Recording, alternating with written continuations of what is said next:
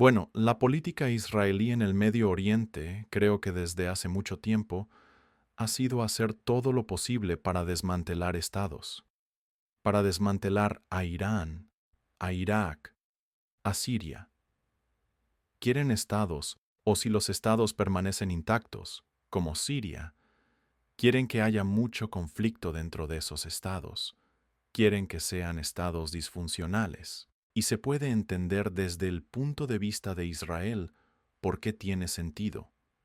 Eso es lo que esperan que las sanciones económicas hagan en Irán: arruinar al gobierno, lograr un cambio de régimen y que haya movimientos hacia la independencia en lugares como Baluchistán y demás. Así que pienso que los israelíes quieren hacer todo lo que puedan para arruinar a todos sus vecinos, porque creen que eso mejorará su seguridad. Por eso están muy contentos de ver lo que pasó en Siria. Hay que recordar que Siria no era una amenaza militar directa para Israel. Era importante porque era un conducto para las armas que iban de Irán a Hezbollah, pero Siria no era una amenaza seria. Sin embargo, los israelíes querían hacer todo lo posible para arruinar a Siria. Y por cierto, esto se ve en el estudio A Clean Break de mediados de los 90 que varios neoconservadores hicieron, creo, para el primer ministro Netanyahu en ese momento. Así que no me sorprende cómo están pensando los israelíes al respecto. Sin embargo, señalaría que, aunque Netanyahu reclamó la responsabilidad principal por derrocar a Assad, creo que fueron los turcos y los estadounidenses quienes hicieron el trabajo pesado. Creo que los israelíes fueron de importancia terciaria aquí. Como dije antes, pienso que las sanciones estadounidenses y el hecho de que Estados Unidos controla casi todo el petróleo sirio, esos dos factores trabajaron juntos para estrangular la economía siria y debilitar su ejército. Así que creo que nosotros y los turcos estuvimos a cargo de derrocar a Assad. Tengo un par de preguntas más sobre Ucrania y luego sobre China, pero antes de dejar esta región, solo quiero preguntarte, dado que hay una pausa temporal en los bombardeos, asesinatos y ataques en Gaza, ¿estamos empezando a ver una visión más completa de la devastación, la carnicería y la destrucción que ha tenido lugar en Gaza? Hay muchas imágenes de drones, grupos de ayuda que ahora están entrando, el testimonio de varios médicos que muestran lo que pasa en los hospitales, la cantidad de muertes que no se han contabilizado, incluidas las bajo los escombros. Tú has sido alguien extremadamente enfático y vocal sobre la naturaleza extraordinaria de la criminalidad y el completo desprecio por la vida humana y las leyes de la guerra en Gaza. Pero, ¿sientes que, en términos del registro histórico y la documentación de lo que realmente ha pasado allí, hasta ahora solo hemos tenido una imagen muy incompleta de lo que ha ocurrido y que, una vez que la verdad real comience a emerger, tienes esperanza de que el mundo abrace aún más plenamente la extremidad de lo que Israel ha hecho en Gaza? Exactamente. Ese es exactamente mi pensamiento.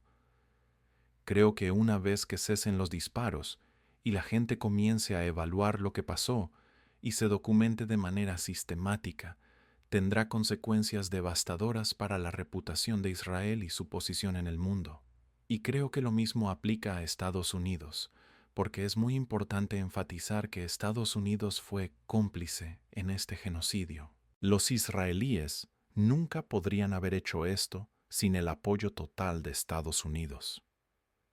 Pero hay que recordar, Glenn, que los israelíes dijeron cosas notables sobre destruir Gaza, matar a los gazatíes, dejarlos morir de hambre, etc. Y eso está grabado. Tenemos evidencia de ello. Solo hay que mirar el informe que el gobierno sudafricano envió a la Corte Internacional de Justicia hace 2 diciembres. Es realmente sorprendente lo que los israelíes estaban diciendo sobre lo que querían hacerle a los palestinos.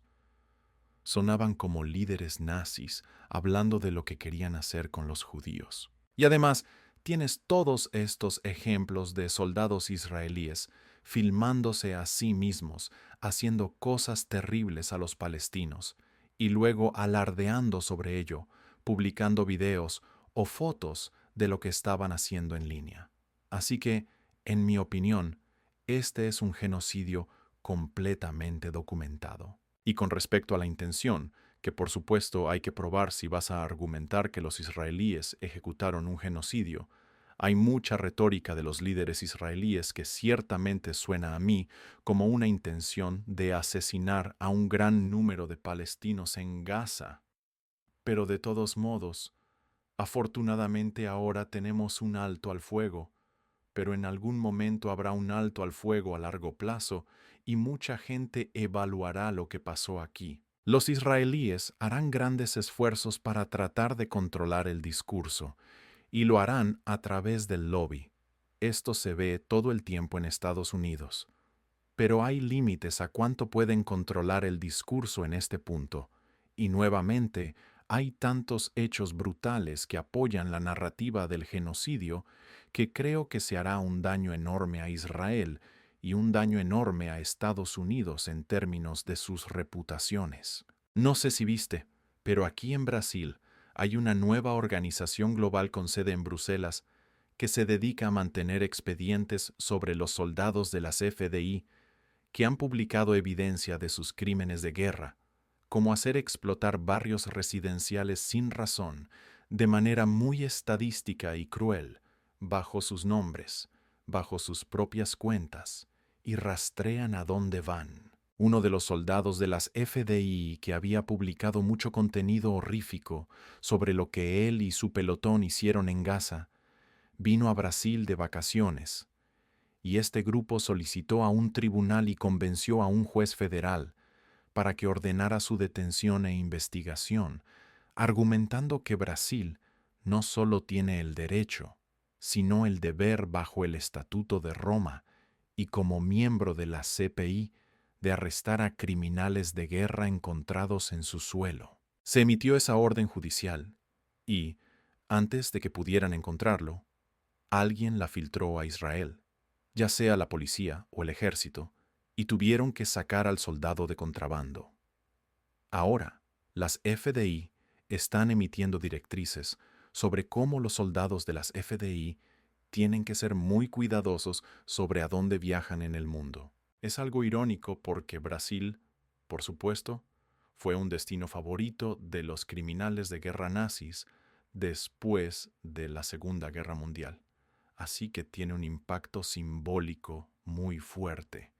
Y cuanto más ocurra esto, creo que el estatus de Israel como Estado paria y el de los soldados que han llevado a cabo estas atrocidades se enfatiza aún más de una manera que para Israel y su posición en el mundo es bastante extraordinaria. Creo que habrá mucho más de esto desarrollándose a medida que la evidencia emerja ahora también.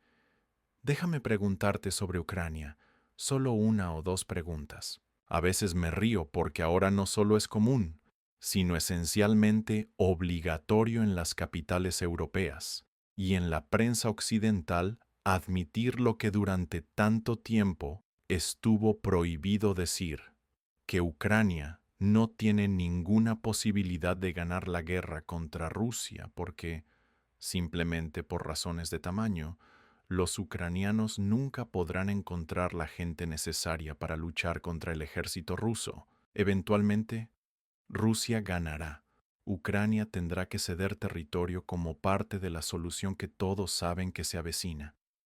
Esto es algo que has estado diciendo desde que comencé a hablar contigo sobre esta guerra, lo que te puso en todo tipo de listas como propagandista ruso y demás.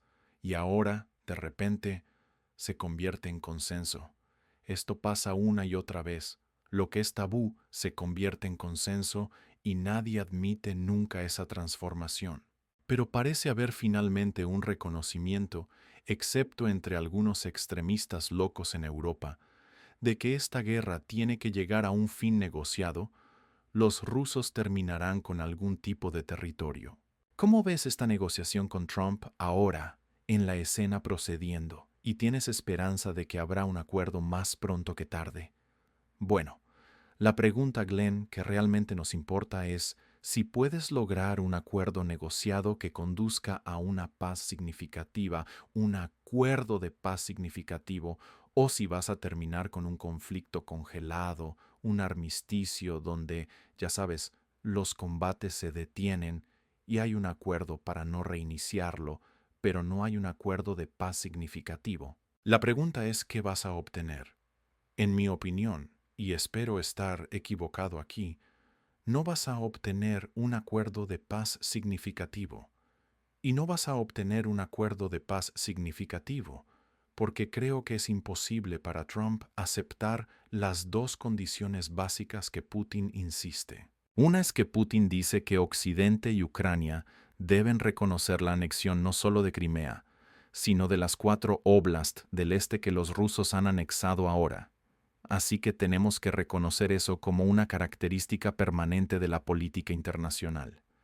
Y segundo, tenemos que acordar que Ucrania nunca estará en la OTAN, que será un país genuinamente neutral, por lo que ni siquiera puede ser un miembro de facto de la OTAN, que es lo que ha sido en los últimos años. Creo que es casi imposible para Trump aceptar esas dos condiciones, y si aceptara esas dos condiciones que los rusos insisten, entonces enfrentaría Putin, quiero decir, Trump enfrentaría una tremenda reacción en Occidente, especialmente en Estados Unidos, pero también una tremenda reacción en Ucrania.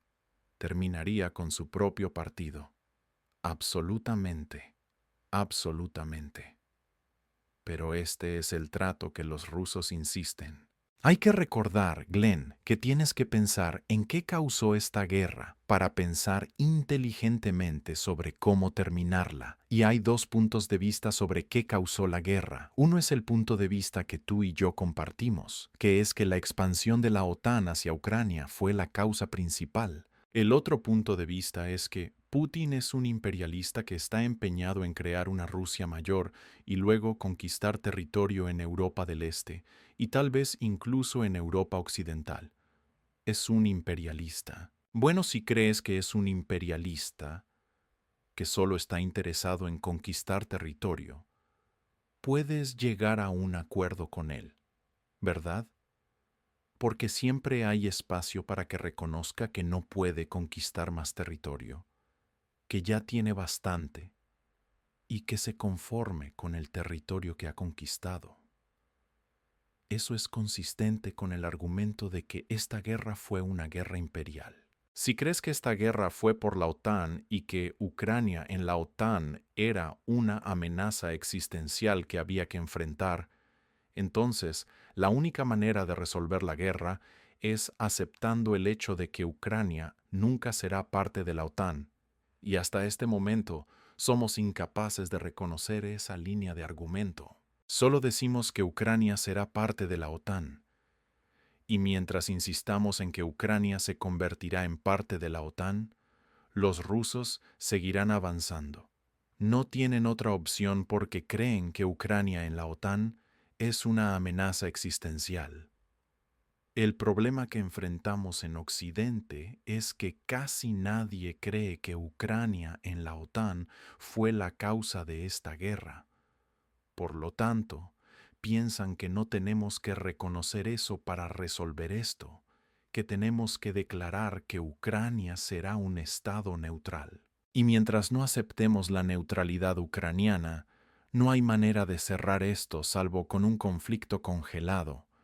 Occidente en general es incapaz, creo, de creer que contribuye de alguna manera al inicio y estallido de guerras, que siempre es solo Occidente quien es la víctima inocente y que cualquier país con el que estemos en contra se ha vuelto psicótico o agresivo y estamos ahí para proteger al mundo de cosas decentes. Es una creencia propagandística muy arraigada que creo que es muy difícil de superar en cualquier caso específico. Y aquí en particular, la propaganda fue tan implacable e intensa sobre el inicio de la guerra, sobre por qué pasó, que creo que tienes razón. Es casi imposible desarraigar eso y por lo tanto, un acuerdo que requiera eso parece poco probable. Pero la pregunta entonces es que parece haber una pérdida de voluntad no solo en Occidente, sino también ahora en Ucrania. Zelensky parece querer un acuerdo también. Entonces, si estás diciendo que es poco probable por las razones que expusiste, con las que estoy de acuerdo, que una paz permanente, un verdadero acuerdo de paz, sea imposible, ¿hay algo menos que eso que congele las hostilidades, pero sea realmente un acuerdo de paz real que esperas o crees que es posible? No, no vas a obtener un verdadero acuerdo de paz. Obtendrás un conflicto congelado en algún momento. Los ucranianos no podrán continuar la lucha. El rodillo ruso habrá conquistado suficiente territorio. Ucrania estará tan débil, habrá perdido tanta gente, que obtendrás un conflicto congelado. El problema con el conflicto congelado es que puede calentarse de nuevo, y puedes imaginar todo tipo de escenarios donde se calentará. Como me gusta enfatizar, es importante señalar que una vez que tengas un conflicto congelado, los ucranianos harán todo lo posible por socavar la posición de Rusia en las áreas de Ucrania que controla. Occidente, especialmente Estados Unidos, hará todo lo posible por socavar a Rusia, y los rusos, por su parte, harán todo lo posible por interferir en la política ucraniana y mantener a Ucrania como un estado residual disfuncional. Los rusos harán grandes esfuerzos por sembrar problemas en Europa entre los diversos países de la OTAN. Los rusos harán grandes esfuerzos por socavar las relaciones transatlánticas, así que vas a tener relaciones venenosas entre Rusia por un lado y Ucrania y Occidente por el otro, durante todo el tiempo que alcance la vista. Esto es lo que pasa si obtienes un conflicto congelado. Si lograras un acuerdo de paz genuino, este no sería el caso, pero como estaba diciendo, no veo cómo obtienes un acuerdo de paz genuino, porque requeriría que Ucrania y Occidente reconozcan la conquista rusa hasta ahora, número 1, y número 2, acuerden una Ucrania neutral. Y no veo que eso ocurra. Y sin que eso ocurra, vas a tener un conflicto congelado con relaciones venenosas entre ambos lados. Y Glenn, si puedo llevar esto un paso más allá, hay que entender que superpuesto a ese conflicto congelado en Ucrania, hay 6 puntos conflictivos en Europa del Este que podrían explotar en cualquier momento. Uno es el Ártico, 2 son los países bálticos, 3 es Bielorrusia, 4 es Kaliningrado, 5 es Moldavia y 6 es el Mar Negro. Estos son todos puntos conflictivos, potenciales para problemas entre Occidente y Rusia. Y deberíamos estar muy preocupados por eso porque esos puntos conflictivos existirán en este ambiente político venenoso. Bueno, nuevamente, las élites occidentales parecen muy poco preocupadas por los riesgos de escalada, y desde el principio eso ha sido impactante y evidente al mismo tiempo. Déjame preguntarte como pregunta final sobre un país extranjero, sobre China y las relaciones de Estados Unidos con China bajo Trump. Hay señales de que hay caminos hacia más comunicación, más cooperación. China está enviando a su funcionario gubernamental de más alto nivel jamás, su vicepresidente, a la toma de posesión de Trump. Trump ha dicho que quiere visitar China en los primeros 100 días. A menudo habla del presidente Xi con mucho afecto y mucho respeto. Claramente habrá competencia económica y aranceles del tipo que vimos en la primera administración, pero parece que Trump no tiene ningún interés en confrontar a China militarmente, aunque muchas personas que lo rodean en esa administración tienen una visión muy diferente.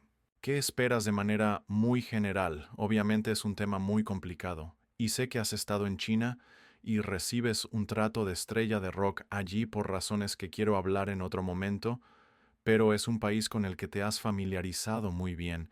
¿Qué ves como las perspectivas de una mejor relación entre los dos países ahora que Trump es presidente? Realmente pienso No estoy completamente seguro, pero creo que las relaciones entre Estados Unidos y China bajo Trump serán bastante buenas. Y hay dos razones para eso. Primero, Trump no es un belicista. Está rodeado de belicistas en su propio partido y ciertamente en el Partido Demócrata. Pero Trump simplemente no está interesado en iniciar guerras. Quiere hacer tratos, se comporta como un tipo duro, pero se comporta como un tipo duro en el contexto de hacer tratos, no quiere iniciar guerras. No creo que quiera una guerra con China, ni con Irán, ni con nadie más, para el caso. Ese es el punto uno. El punto dos es que, debido a que estamos empantanados en el Medio Oriente, y porque estamos empantanados en Ucrania, y no hay señales de que salgamos de esos dos líos pronto, lo último que Trump necesita es un conflicto en el este de Asia. Así que tiene un interés profundamente arraigado en hacer todo lo posible por aliviar las tensiones entre China y Estados Unidos. Puede jugar duro en el nivel económico, pero Dios no quiera que tengas una guerra, ya sabes, en el mar del sur de China o por Taiwán. Esto es lo último que Trump necesita, dado dónde estamos en Ucrania y dado dónde estamos en el Medio Oriente, y también dado el hecho de que no es un belicista. Así que no me sorprendería si las relaciones entre Estados Unidos y China son realmente razonablemente cordiales. Quiero decir, habrá una competencia de seguridad allí, pero puede ser el caso de que sea una competencia de seguridad de bajo grado debido a estos dos conjuntos de factores que acabo de describir. Bien, antes de que te deje ir, solo quiero preguntarte sobre este último tema, que probablemente viste. Harvard resolvió dos demandas esta semana donde los estudiantes habían alegado que Harvard no había tomado medidas suficientes para protegerlos de los peligros del antisemitismo y, como parte de ese acuerdo, acordaron adoptar la definición radicalmente ampliada de antisemitismo que la Cámara de Representantes también votó el año pasado para implementar como parte de la ley antidiscriminación en el contexto educativo, por la cual es una definición que Israel ha impulsado y creado que incluye ejemplos muy concretos de cosas que, si dices, ahora eres formalmente culpable de discurso de odio y antisemitismo, incluyendo algunas cosas que dijiste en esta misma discusión conmigo, como comparar al gobierno israelí y sus acciones de alguna manera con cualquier cosa que hayan hecho los nazis. Eso es algo que has hecho. Prohíbe a las personas hablar de Israel como una entidad racista, aunque puedes decir eso sobre cualquier otro país. Toda una larga lista de cosas que ya no puedes decir, que ciertos individuos judíos podrían tener mayor lealtad a Israel que a Estados Unidos. Eso también está prohibido, aunque obviamente es tan cierto sobre ciertas personas. Y esto estamos hablando aquí de la academia, el lugar donde el pensamiento libre y el discurso libre supuestamente deben prosperar más. Esa es la razón por la que las personas tienen tenure y demás. Y claramente hay un intento, y creo que se remonta a ese ejemplo que hiciste del miedo que tienen los israelíes de lo que le pasó a Sudáfrica, donde mucho del activismo se centró en los campus universitarios, que fue una especie de causa de esa generación, y los campus universitarios, y decidieron que era crucial frenar el discurso político dentro de Estados Unidos, y en los campus específicamente cuando se trata de críticas a Israel. Y me parece que realmente están teniendo éxito, y esto también me parece ser una tendencia que Trump y toda su administración apoyan. ¿Es esto algo que, como alguien que es académico, que ha pasado su vida adulta dentro de instituciones académicas, te preocupa? Absolutamente, quiero decir, creo que casi todos los académicos piensan que lo que ha pasado con este caso de Harvard es desastroso, es terrible. Y yo soy una especie de extremista en cuanto a la libertad de expresión.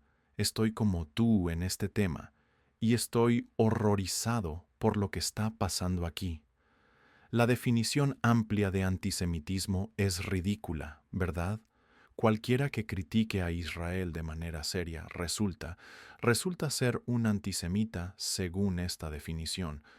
Deberíamos poder criticar a Israel como nos parezca, y deberíamos poder criticar a Estados Unidos como nos parezca.